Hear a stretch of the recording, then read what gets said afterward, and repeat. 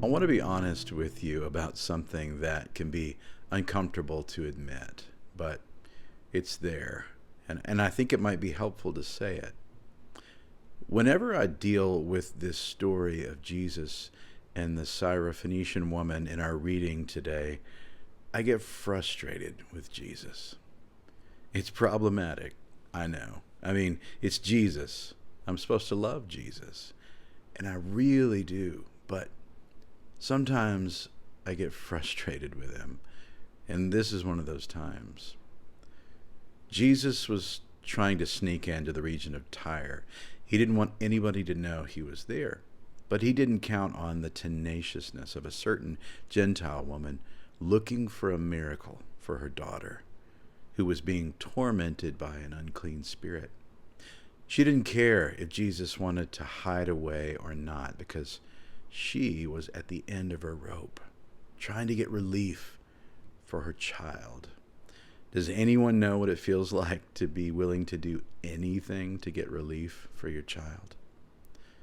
She bursts in where Jesus was hiding and bowed down at his feet.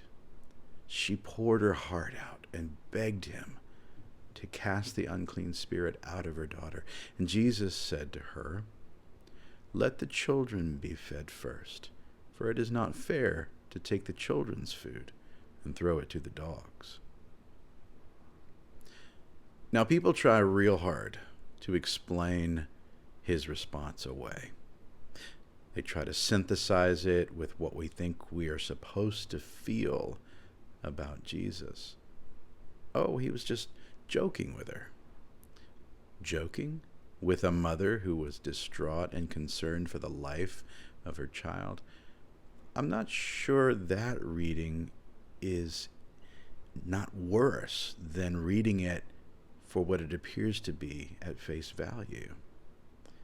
It's no secret that there was a fair amount of cultural disdain between Jews and Gentiles, and racism. The prevailing and accepted Jewish attitude toward Gentiles was that they were outsiders. In fact, Gentiles were anyone who wasn't a Jew. And it was accepted and expected practice to exclude them from life and experience and importance because they weren't relevant. Jesus responds to this woman out of this cultural bias, plain and simple. He was used to thinking about his mission in terms of being first and foremost to the children of Israel. So his comment was right in line with what any Jewish rabbi of that time probably would have thought and said. The cultural bias was so strong that it wouldn't have even been considered wrong in the rabbinical tradition of the day, but it was. And with the tenacity that only a mother's heart possesses, she shoots back at him. But even the dogs eat the crumbs from the children's table. In order to get his attention, to get his help, to save this one who she brought into the world, she was willing to do whatever she had to do and say whatever she had to say. But at least in my opinion, she shouldn't have had to. Well, Jesus ends up healing her daughter. It seems mainly because she wouldn't take no for an answer. We poor little humans, suddenly thrust from the calm, safe darkness of the womb to bright, cold, stark reality, forced by life from a place where everything is provided for you and you are naturally one with your mother, into a strange new existence that requires you to become somebody separate, dependent, needy. Our world before we are born into the land of the air breathers is one of unity. We are connected in the most intimate ways to our mothers and lack for nothing. Nutrition, protection, comfort, everything required is just naturally provided. It's so all-consuming that we don't even recognize it. We don't experience ourselves as separate from our perfect surroundings.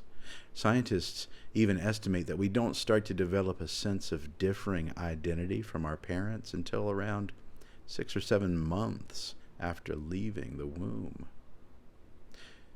We don't remember it, but there was a time when we were one with our parents, or at least our mothers, even after we left the womb.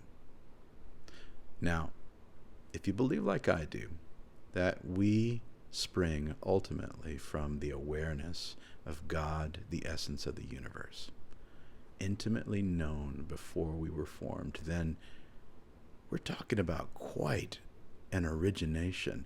We're talking about a genesis of unbelievable unity with God. If we were intimately known by and held in the awareness of God, the essence of the universe, the recipients of all this unity and oneness and protection and rooting and grounding, and then that whole process repeating and reflected in the experience we have of being born into the world, it becomes a little less surprising that we spend the rest of our lives looking for that kind of connection. That feeling of family, of tribe and origin. That thing we were forced out of as a result of taking on these forms. It's ironic, isn't it? We had it all along, and we were unaware, even unable to be aware of it. And the only way to be able to experience it and to be aware of it in our here and now selves was to be cut off from it. We need it so much, and we love it so deeply that we are willing to fight for it, to kill for it if the stakes are high enough. Humans from the beginning have divided and picked sides and teams and groups, and if we feel like someone threatens that tribal family group, then they threaten us. Spiritual traditions all over the world deal with this issue, and Christianity, as we know, is no exception. Christian scripture talks about the dangers, though, of favoritism and partiality. In the book of James, we read about the royal law of Scripture. You shall love your neighbor as yourself. But if you show partiality, you miss the mark, and the law condemns you. And the very next story in the Gospel of Mark, after Jesus has this run-in with the Syrophoenician woman, has him encountering a deaf and mute man in the Gentile region of the Decapolis. Now, we don't know for sure, but because of the location, it's pretty safe to assume that this guy was also a Gentile.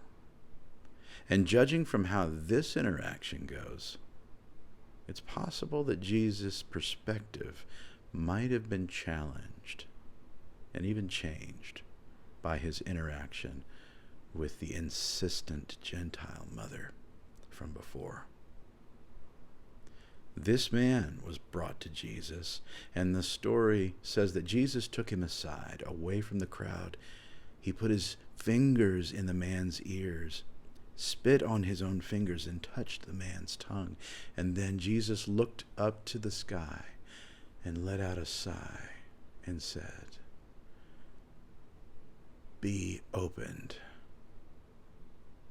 For a Jewish rabbi to even associate in the same airspace with a Gentile was unusual. But to touch in such an intimate way, and even to share spit, it's unthinkable. And it's also a 180-degree course correction from the previous story. And I can't help but wonder if Jesus' words, "be opened," had a deeper significance. Maybe he was praying not just for the deaf, mute Gentile man's healing, but for the opening of his own heart as well.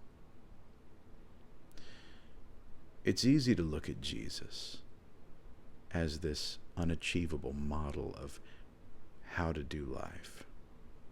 But it is a lot harder to join Jesus in learning to live life in response to our unity with God. We fight our entire lives to regain a sense of connection to something more than ourselves, when all the while it exists there inside us, like a birthday present that we rewrap by our differentiation and the illusion that we nurture that tells us that somehow our humanity has separated us from that original intimacy that we were formed out of, the divine awareness that claimed us before we were born. And we spend the rest of our life either occasionally glancing at that mysterious gift in the corner, or slowly, fearfully, wondrously pulling the wrapping paper off to see where we came from, to see that we are not, after all, alone and left to fend for ourselves, having been cut off from the only identity that was real, to see that it is impossible to be cut away from the mystery and family and reality of God, the essence of the universe, in and through us all. And all that is left is to come home, home to each other, and home to God.